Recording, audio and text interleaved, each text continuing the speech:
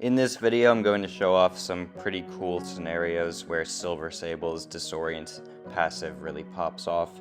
Silver Sable places a 100% Disorient passive on her heavy attack against Science Champs. It is only 40% chance. It is only a 40% Disorient against non-Science Champs, so I wouldn't suggest you take her to use it for other classes very often, but it might still have its niche uses every once in a while outside the science class. But specifically against the science class, it is honestly completely absurd, and I'm going to be showing you many nodes and interactions where it is completely insane, such as that Electro you saw at the very beginning where we just completely shut off his Thorns damage. Now we're going to fight this spot here, and this is going to be multiple cases where we see the Disorient in use. Firstly, we're turning off all of his spot gain, and we are also turning off the Arrogance node, which is going to place a falter on us when we hit 10 hits in our combo meter. Once we hit those 10 hits in the combo meter, she's just completely shutting the node down because it's a defensive ability at that point.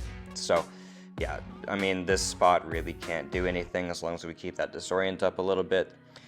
Even if you did go untouchable, we have a nice tracking debuff on our tracking passive on our special 1, and our heavy attack also can't miss, allowing you to just use a heavy attack into his untouchable if you wanted to. And then we're going to fight this thing on node 8 next. This is another node defender placement where we're going to see two uses of Sable's Disorient. The first one is going to be the fact that we're going to be shutting off things rock stacks. As you can see here, once we got the heavy attack off, he's just stuck at 2 for the rest of the fight, as long as I continue to refresh it with my heavy attack, which is really easy, especially against Thing. He's just not able to trigger any rock stacks, which is pretty awesome. And then the other thing it's going to do in this fight is prevent the Rage node from triggering. If we do hit the damage cap, we just bypass it, basically. The damage cap is 2.5%, but we are able to do hits that do more damage than that, which is pretty cool. It's also going to shut off any Furies that would be gained from the node. And yeah, not every safeguard is like this. Some of them, I think, specifically say they're unaffected by ability accuracy reduction, but this one and all the other ones on the War map are subject to ability accuracy reduction, except for node 48, which has Force of Will, which is a secondary effect, but you know what I mean. So, alright, now we're going to come up with my favorite one. This is going to be against Safeguard, Combat Deja Vu, Disintegration, Photon. Sable is amazing for Photon. We use the heavy attack, which cannot miss, to just parry heavy and get the Disorient up. At that point, every time we strike Photon with our lights and mediums, we're not going to be getting the suppression and energy vulnerability on us, which is making it to where she's not gaining any of her pure light charges. The only ways she can actually get them at this point is when she activates a special attack and places the Overload. And the Overload is not a defensive ability, so Disorient wouldn't shut that off. However, that means she's going to have to throw a lot of SP1s if she wants to actually go into pure light form, which we don't want, obviously, so it's very much to our benefit.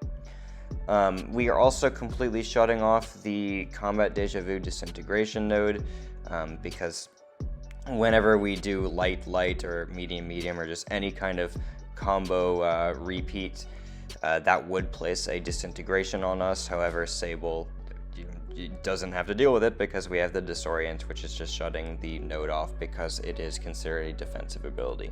So I'm going to go for an intercept here and go for a relic, and then the special 2 pushes her into the mines, and she is just very much dead. So yeah, Sable is my favorite Photon counter on my account, and that fight definitely was no exception.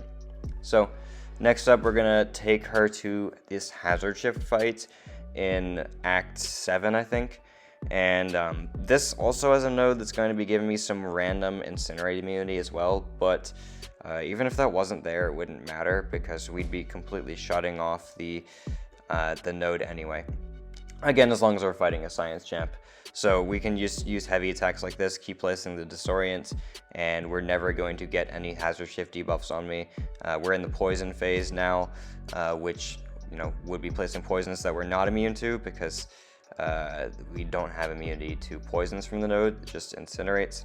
And then we just need to keep refreshing it, which we do there. And at this point, yeah, there's nothing the defender can do. We're getting a bunch of extra attack from another node, but yeah, the Smiles goes down, and there was like no threat in that fight, except for a little bit of his miss, I suppose. But luckily, we didn't have to worry about it. And then the last fight I'm going to show here has another combat deja vu node. This one unblockable. And then there's another secondary effect that I kind of want to show off in this fight as well. We are going to take a bunch of damage to this fight due to whatever this stagger node is. I'm going to be entirely real with you. I didn't read it, so I'm going to lose like a bunch of my health, like right there. And I didn't even recognize what it was coming from. There's probably a way to remove the weapon node. I think it was like intercept or something, and I just didn't read it. I was more focused on showing off the Disorient in action than even reading what the other nodes do. Because yeah, we did a bunch of lights there, and there was no unblockable from Deja Vu. And then the other effect I want to show is right there. When Hulk crosses 15 of his Furies, he's supposed to enter Gamma Rage, but there he didn't, because the Disorient prevented him from going into Gamma Rage, meaning he didn't gain his Unstoppable from entering it either. And yeah, that's just another cool Disorient example. So I hope this video enlightened you on how good Silver Sable's Disorient is, because it genuinely is incredible for all these science matchups in so many different places in the game. It does suck a little bit that it's limited to science matchups, but that is sometimes how the class wheel has to work, and even against some non-science matchups, it's going to have its uses, especially on like some Deja Vu nodes. So thank you guys so much for watching this one. I'll see you in the next video.